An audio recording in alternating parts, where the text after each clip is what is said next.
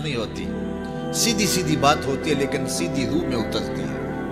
مختصر اور جامع کلام کا حامل ہوتا ہے اللہ کا بندہ۔ تو کہا کہ بادشاہ جیسے آپ تک پہنچا، تو بادشاہ کا تو خیال تھا کہ کوئی بڑی باریک بینی سے کوئی فلسفہ بتائے گا، لیکن یہ 2 لفظوں میں اس نے کہہ دیا جیسے آپ تک پہنچا۔ بادشاہ نے کہا میں نہیں سمجھا۔ کہا بات تو سادہ سی ہے، تیری عقل میں نہ آئے تو میں کیا کہہ سکتا ہوں۔ کہا حضرت آپ سمجھا دیجیے۔ تو بہلول نے کہا کہ حضرت میں خود آنا چاہتا تو دیوان خانے میں جاتا، درخواست لکھ کے لے جاتا، پھر جمع ہوتی، پھر کئی واسطوں سے ہوتے ہوئے آپ تک پہنچتی، آپ پھر مجھے وقت دیتے ملاقات کا 6 ماہ بعد، سال بعد۔ اس وقت پہ میں تیار ہو کے ملاقات کرنے آتا، آپ کے کوئی شاہی مہمان آ جاتے تو پھر ملاقات منسوخ ہو جاتی، پھر بھی آپ کی مرضی ملاقات ہوتی نہ ہوتی۔ میں چاہتا تو مہینے سال لگ جاتے، لیکن ملاقات پھر بھی آپ کی مرضی پہ، اور جب آپ نے چاہا ہے تو 2 گھڑیاں بھی نہیں لگی۔ تو کہا بندہ چاہے تو کروڑوں سال بھی بیت جائیں، اس کے قرب کی کوئی انتہا نہیں ہے، لیکن جب وہ چاہے تو 2 گھڑیاں بھی نہیں لگتی۔ مانا کہ محبت کے سفر میں ہر گام پہ 100 مشکل ہے، لیکن یہ سفر آسان بھی ہے اگر ساتھ تمہارا ہو جائے۔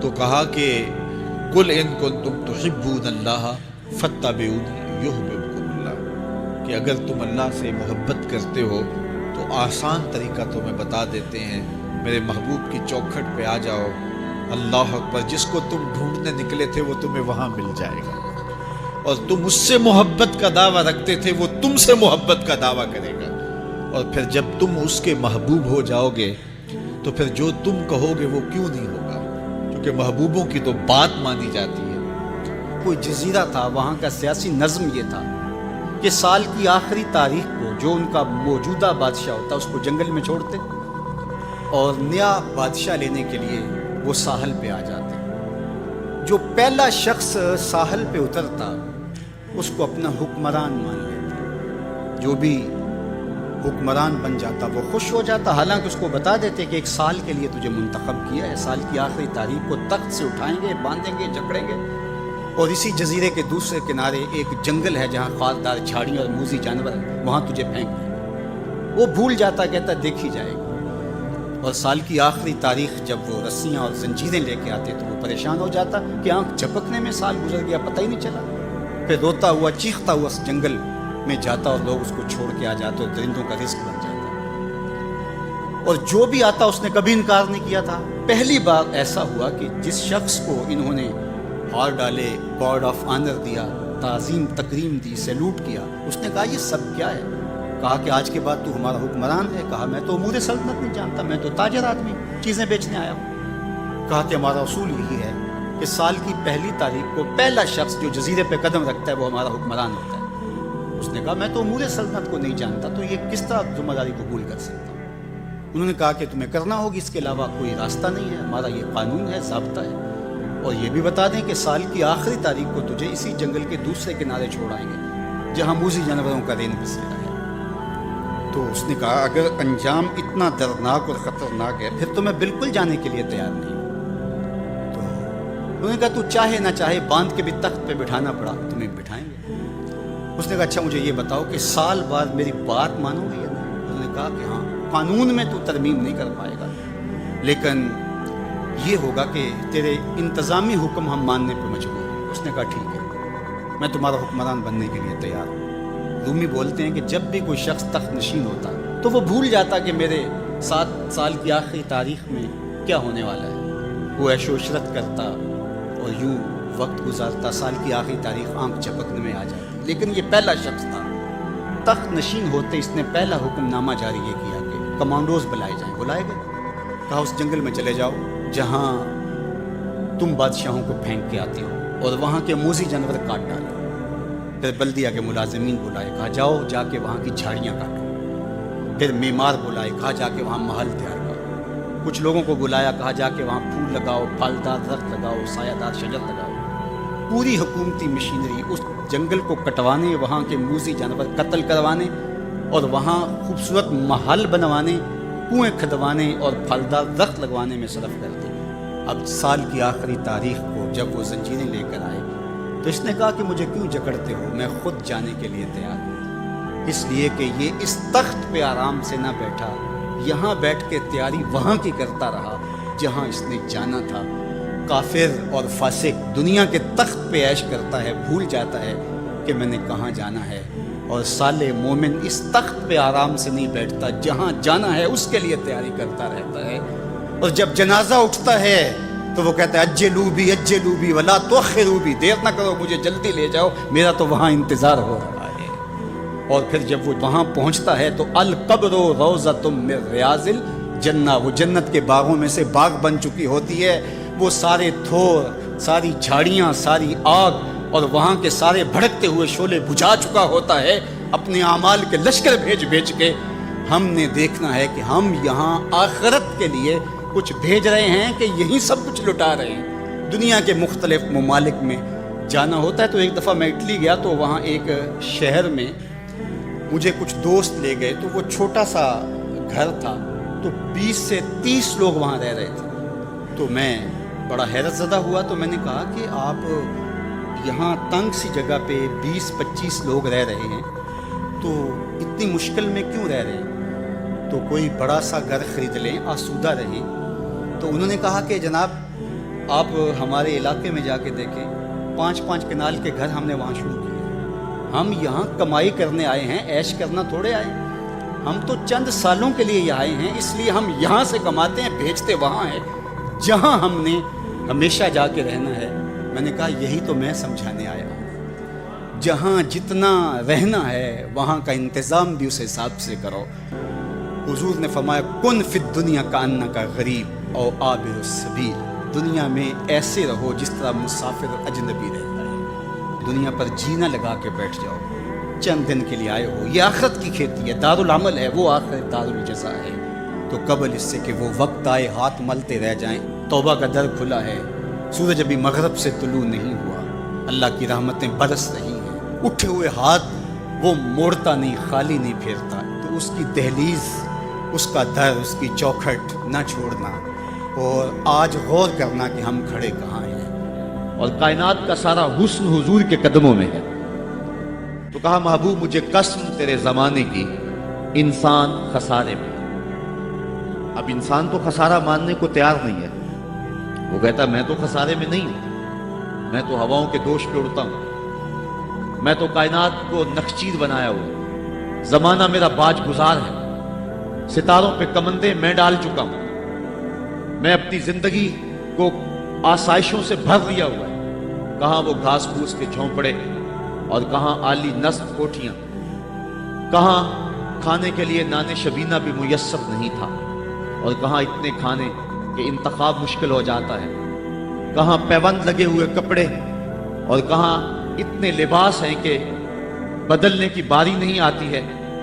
تو میں تو خسارے میں نہیں ہوں، میں تو ہواؤں کے دوش پہ اڑتا ہوں، میں تو سمندر کی تہوں میں اتر جاتا ہوں، میں تو پوری دنیا کو گلوبل ولیج بنا لیا ہوا ہے، میں تو کائنات کا سارا حسن کشید کر لیا ہے، میں تو خسارے میں نہیں ہوں۔ اللہ کہتا ہے محبوب مجھے قسم تیرے زمانے کی، یہ خسارے میں ہے، یہ خسارہ ماننے کو تیار نہیں، اور اللہ کہتا ہے محبوب مجھے تیرے زمانے کی قسم یہ خسارے میں ہے۔ تو امام راضی فرماتے ہیں، آپ فرماتے ہیں جو خسارہ ہے یہ انسانیت کا ہے، اگر یہ ہواؤں کے دوش پہ اڑتا ہے تو یہ انسان کا کمال نہیں ہے، یہ تو چڑیا بھی اڑتی ہے، یہ تو مکھی بھی اڑتی ہے، اگر یہ پانی میں تیرتا ہے تو یہ تو مچھلی بھی تیرتی ہے، اگر اس نے آسائشیں اور سہولتیں اپنے لیے تلاش کر لی ہیں تو وہ تو دوسری مخلوقات کو بھی حاصل ہے۔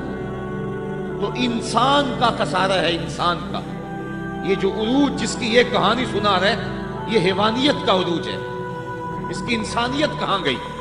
ہواؤں کے دوش پہ تو اڑتا ہے لیکن من کی دنیا سے تو نا آشنا ہے، یہ ستاروں پہ کمندے تو ڈال رہا ہے، ہم سائے کی تو خبر نہیں سے، یہ دنیا کے اوپر بڑا باخبر شخص ہے لیکن اسے جو ہے وہ اپنے من کی خبر بھی نہیں ہے۔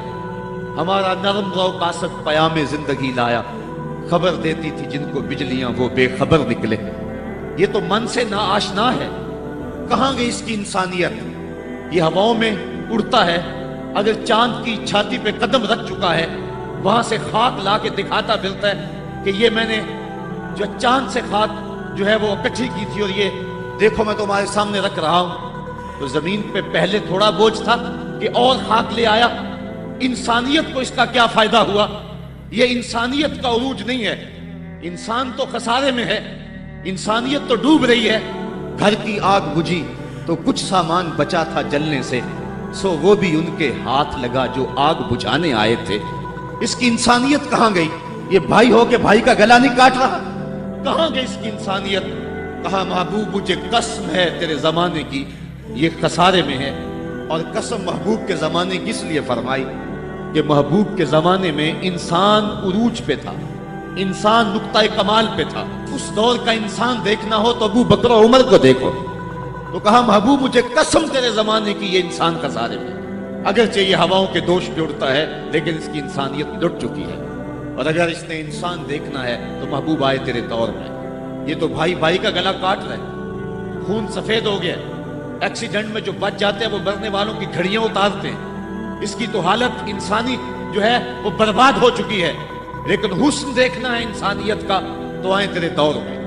جب ایک شخص زخموں سے چور تڑپ رہا ہے اور کہتا ہے العطش، ہائے مجھے پیاس لگی، ایک بندہ کہیں سے پانی کا پیالہ لیے اس کی پیاس بجھانے کے لیے آگے بڑھتا ہے اور اس کو پانی دیتا ہے اور وہ بھی ہونٹوں تک لے آتا ہے کہ دوسری طرف سے آواز آتی ہے العطش، تو یہ پیالہ اسی وقت پیچھے کر دیتا ہے اور کہتا ہے میرے بھائی کو شاید زیادہ پیاس لگی ہے، پہلے اسے دے دو مجھے بعد میں دینا۔ اور یہ جب اس کے پاس جاتا ہے اور وہ پانی پینے لگتا ہے تو تیسری جگہ سے آواز آتی ہے، یہ اسے پانی دیتا ہے تو چوتھی جگہ سے آواز آتی ہے، حتیٰ کہ 7 اشخاص کے پاس پانی لے کے جاتا ہے اور ہر ایک آگے ترجیح دیتا ہے۔ اور جب وہ 7ویں شخص کے پاس پہنچتا ہے تو پہلے کے کرانے کی آواز بڑھ جاتی ہے، یہ کہتا ہے پیچھے بھاگ، پہلے اسے پانی دے۔ اور جب یہ پلٹ کے آتا ہے تو اس کی روح پرواز کر جاتی ہے، پھر دوسرے کے پاس جاتا ہے تو اس کی روح پرواز کر جاتی ہے۔ پانی کا ایک پیالہ اور 7 آدمی زندگی اور موت کی کشمکش میں، نزع کا عالم، اور ایک دوسرے کو ترجیح دے رہے ہیں۔ کہا یہ تھا حسن انسانیت کا۔ محبوب جو تیرے زمانے میں تھا، مجھے قسم تیرے زمانے کی یہ انسان خسارے میں ہے، اگر خسارے سے بچنا ہے تو دامن محمد کا تھامنا ہو۔ الا الذین آمنوا کا بیان اس پہ گواہی دے رہا ہے۔ تو یہ انسان کا خسارہ ہے، انسانیت کا خسارہ ہے۔ شیخ سادہ نے بیضاوی کے حاشیے میں ایک اور خسارے کا پہلو بیان کیا حضرت علی المرتضیٰ رضی اللہ تعالی عنہ سے۔ آپ فرماتے ہیں خسارہ یہ ہے، یہ انسان کی جو سانسیں، ہم لمحہ لمحہ سمجھتے ہیں کہ ہم بڑے ہو رہے ہیں لیکن ہم موت کے قریب ہو گئے، یہ سانسیں موت کی طرف بڑھنے والے قدم ہیں۔ تو یہ ہے انسان کا خسارہ جو اپنی سانسوں کے ذریعے کر رہا ہے۔ امام رازی لکھتے ہیں کہ ایک شخص پھٹے پہ رکھ کے برف بیچ رہا تھا اور ایک بزرگ کہتے ہیں کہ مجھے ان الانسان لفی خسر کا ترجمہ سمجھ میں نہیں آتا۔ جب اللہ کرم نوازی فرمانے لگے تو پھر ہدایت کے سامان اس کے لیے بنتے چلے جاتے ہیں، اور جب کسی کی بہتری کا اللہ ارادہ نہ کرے تو اسے قرآن سے بھی ہدایت نہیں ملتی۔ تو وہ کہتے ہیں میں گیا بازار میں، سمرقند کا بازار تھا، وہاں ایک آدمی پھٹے پہ رکھ کے برف بیچ رہا تھا اور آواز کیا لگا رہا تھا، توجہ چاہوں، کہہ رہا تھا ارحموا من یذوب راس مالہ، اور میرے پہ رحم کرو، مجھ سے برف لے لو، اگر تم نے برف خریدنے میں دیر کر دی تو میں کمائی کیا کرنی ہے، جو میں نے پیسے لگائے ہیں وہ بھی میرے لٹ جائیں گے، میرا راس المال بھی برباد ہو جائے گا، کیونکہ برف ایسا سودا ہے کہ اگر گاہک وقت پہ نہ پہنچے تو نقصان ہو جاتا ہے۔ کوئی اور چیز ہے آج نہیں بکی تو کل بیچ لیں گے، کل نہیں تو پرسوں بیچ لیں گے، لیکن برف کا اگر گاہک وقت پہ نہ آیا تو کمائی کیا کرنی ہے، راس المال بھی لٹ جائے۔ تو وہ جانے والوں کو کہہ رہا تھا ارحموا من یذوب راس مالہ، اور میرے پہ رحم کرو، مجھ سے برف لے لو، اگر تم نے دیر کر دی تو میرا اثاثہ بھی لٹ جائے گا، میرا راس المال بھی برباد ہو جائے گا۔ تو وہ بزرگ فرماتے ہیں جب اس نے یہ بات کہی تو مجھے ان الانسان لفی خسر کا ترجمہ سمجھ میں آ گیا۔ میں نے کہا کہ ہم بھی اپنے سانسوں کی برف کو پگھلا رہے ہیں، اور قطرہ قطرہ جس طرح برف پگھلتی ہے، سانس سانس کر کے زندگی پگھل رہی ہے۔ اگر جلدی جلدی ان سانسوں کے بدلے میں نیکیاں لے لیتے ہیں تو یہ زندگی بچ جائے گی، ورنہ یہ زندگی برف کی طرح پگھل رہی ہے۔ ان الانسان لفی خسر، انسان خسارے کا سودا کر رہا ہے، لمحہ لمحہ موت کے قریب ہو رہا ہے۔ یہ سمجھ رہا ہے میں بڑا ہو رہا ہوں لیکن یہ چھوٹا ہو رہا ہے. جب گنتی الٹی شروع ہو جائے تو کام جلدی زیرو پر آ جاتا ہے. کسی کی 60 سے، کسی کی 70 سے، کسی کی 100 سے گنتی الٹی شروع، اور لمحہ لمحہ ہم موت کی طرف بڑھ رہے ہیں. یہ انسانیت کا خسارہ ہے. ایک مفسر ہوا تبا تبائی ہے تو ویسے ڈاماڈول، لیکن بات بڑی پتے کی لکھ گیا. وہ کہتا ہے خسارے کا ایک اور پہلو، اور اس میں میں آپ کی تھوڑی سی توجہ بھی چاہوں گا. وہ کہتا ہے خسارہ یہ ہے کہ اللہ نے ایک شے کو ایک حسن دیا ہے تو دوسرے حسن سے اسے محروم رکھا ہے، تو وہ شے کہتی ہے کہ میں خسارے میں. اس کی مثال وہ کہتا ہے یہ پھول ہیں، ان میں خوشبو ہے لیکن روشنی نہیں ہے. اندھیرے میں آپ ان سے چراغاں نہیں کر سکتے، تو پھول کہیں گے ہم خسارے میں ہیں. ہمارے میں خوشبو تو ہے لیکن روشنی نہیں. چاند میں روشنی ہے لیکن اس میں خوشبو نہیں ہے، تو چاند کہتا ہے میں خسارے میں ہوں، کہ میرے میں روشنی تو بڑی ہے، میرے دم سے کائنات میں اجالے تو پھیل جاتے ہیں لیکن خوشبو نہیں ہے، میں خسارے میں ہوں. ایک بچہ کہتا ہے میرے میں بچپنے کی معصومیت تو ہے لیکن جوانی کا پاکپن نہیں ہے، لہٰذا میں خسارے میں. ایک جوان کہتا ہے میرے میں جوانی کا حسن تو ہے لیکن بڑھاپے کا تجربہ نہیں، لہٰذا میں خسارے میں. اور ایک بوڑھا کہتا ہے کہ میرے میں بڑھاپے کا تجربہ تو ہے لیکن اب بچپنے کی وہ معصومیت کا، وہ کاغذ کی کشتی، وہ بارش کا پانی. اور اقبال کہتا ہے، آپ کے شہر اقبال میں آیا ہوں، وہ کہتا ہے کہ جنبش زنجیر در سے لطف آتا تھا مجھے. وہ کنڈی بھی ہلتی تھی تو اس سے بھی لطف آ جاتا تھا. آج تو نغمے بھی نہیں نہ بہلاتے، لیکن اس بچپن میں کنڈی کے ہلنے سے بھی لطف آ جاتا تھا تو غم بھول جایا کرتے. وہ کیا کسی نے کہا تھا کہ اپنے جل جانے کا بھی احساس نہیں تھا، جلتے ہوئے شعلوں کو چھیڑا کرتے تھے. اب تو ایک آنسو بھی رسوا کر جاتا ہے، بچپن میں جی بھر کے رویا کرتے تھے، اب تو وہ رونے کا حسن بھی نہیں نہ رہا. تو کہا کہ میرے پاس بڑھاپے کا تجربہ تو ہے لیکن بچپنے کی معصومیت نہیں ہے، لہٰذا میں خسارے میں ہوں. ایک شب زندہ دار کہتا ہے کہ میرے پاس سحری کے آنسو تو ہیں لیکن علم کا بانکپن نہیں ہے. اور ایک عالم کہتا ہے کہ میرے پاس علم کے کمال تو ہیں لیکن تہجد کے سجدے نہیں ہیں، لہٰذا میں خسارے میں ہوں. بلبل کہتی ہے میرے لہجے میں تو حسن ہے لیکن میرے بازوؤں میں طاقت نہیں ہے، لہٰذا میں خسارے میں ہوں. شیر کہتا ہے میرے بازوؤں میں تو طاقت ہے لیکن میرے پر نہیں ہے کہ میں اڑ سکوں، لہٰذا میں خسارے میں ہوں. کوئل کہتی ہے میرے لہجے میں تو جادو ہے لیکن رنگ میرا کالا ہے، لہٰذا میں خسارے میں ہوں. مور کہتا ہے میرے پروں میں تو حسن ہے لیکن میرے پاؤں بدصورت ہیں، لہٰذا میں خسارے میں ہوں. تو وہ کہتا ہے کہ کائنات کی ہر شے کسی نہ کسی طرح خسارے میں ہے، لیکن پھر کہتا ہے اگر تمہیں شوق ہو کہ ایک ذات ایسی بھی دیکھے جس میں خسارہ نہ ہو تو آؤ مدینے کی گلی میں آ جاؤ. حسن کی ساری شوخیاں، جمال کے سارے کریمے اور حسن کا سارا بانکپن اگر ایک ذات میں دیکھنے کا شوق آ جائے، حسن یوسف دم عیسیٰ ید بیضا داری، ہما دارند آنچے پھوپاں تو تنہا داری. کائنات حسن جب پھیلی تو لامحدود تھی اور جب سمٹی تو تیرا نام بن کے رہ گیا. اگر یہ شوق ہو کہ کائنات کے سارے حسن ایک پیکر میں دیکھیں تو کہا اس کے لیے میں نے ایک محمد ہی بنا دیا. سارے حسن ایک پیکر میں آپ کو ملیں گے، سارے کمال اور سارے جمال اور سارے عروج اور ساری عزتیں اور سارے مراتب آپ کو ایک ذات میں جمع ملیں گے، اور محمد ہوتا ہی وہ ہے جو مجمع کمالات ہو. تو کہا کہ یہ ہے ایک خسارے کا پہلو، اور کائنات میں ایک ہی شخص ہے جو خسارے سے بچا ہوگا. اب جو اس ذات سے وابستہ ہوگا وہ بھی خسارے سے بچ جائے گا. الا الذین آمنوا، جس کے ہاتھ میں یہ دامن وہ خسارے سے بچ جائے گا، ورنہ خسارے سے کوئی بچ نہیں سکتا. نہ دولت بچا سکتی ہے، نہ اقتدار کی بچھی ہوئی مسندیں خسارے سے بچا سکتی ہے، نہ کوئی اور انسان کو دنیاوی کمال خسارے سے بچا سکتا ہے. اگر خسارے سے بچنا ہے تو ہاتھوں میں دامن مصطفیٰ لینا ہوگا. وہ کبھی آپ نے دیکھا ہوگا، اب تو وہ دور بدل گیا ہے، وہ چکی ہوتی تھی جس میں وہ گندم پیستے ہیں، مختلف چیزیں، تو اس کے دو پتھر ہوتے ہیں، ایک نیچے والا ساکن، اوپر والا متحرک، اور درمیان میں اس کے ایک کلی ہوتی ہے جس کے ارد گرد اس کو گھماتے. تو وہ جو دانے ہیں وہ درمیان خالی جگہ میں ڈالتے ہیں، اس کو گالا کہتے ہیں، اس میں ڈالتے ہیں اور پھر اس چکی کو گھماتے ہیں، تو جو دانے اس مرکز سے، اس کلی سے ہٹ جاتے ہیں وہ پس جاتے ہیں، اور جو اس کلی سے لگ کے رہتے ہیں وہ بچ جاتے ہیں۔ کہا محبوب مجھے قسم تیرے زمانے کی، انسان خسارے میں ہے، الا الذین آمنوا، بچے گا وہ جو تیرے دامن سے لپٹ جائے گا۔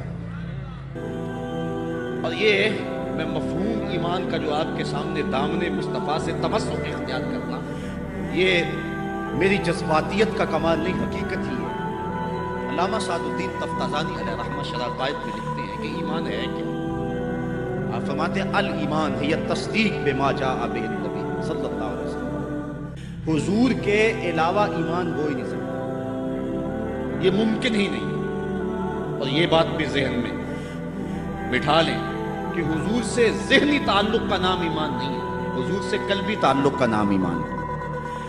اور یہ میرے مسلک کی پہچان ہے، صرف ذہنی تعلق کا نام ایمان نہیں ہے، قلبی تعلق کا نام ایمان ہے۔ اس کو مزید سہل کروں تو حضور کو نبی جاننے کا نام ایمان نہیں ہے، نبی ماننے کا نام ایمان ہے۔ ورنہ کتنے لوگ تھے جانتے تھے لیکن ایمان نہ لائے۔ الذین آتیناہم الکتاب یعرفونہ کما یعرفون ابناءہم، جن کو ہم نے کتاب دی وہ ایسے جانتے تھے جس طرح بیٹوں کو جانا کرتے، لیکن اس کے باوجود ایمان نصیب نہیں ہوا۔ ایمان جاننے کا نام نہیں ہے، ایمان ماننے کا نام۔ پھول کو بلبل جانتی نہیں مانتی ہے، اگر مانتی نہ ہوتی تو پھول کے گرد رقص سے بسمل کے تماشے نہ کرتی۔ شمع کو جانتے سارے ہیں لیکن مانتا صرف پروانہ ہے۔ تو ایمان جاننے کا نام نہیں ہے، ایمان ماننے کا نام۔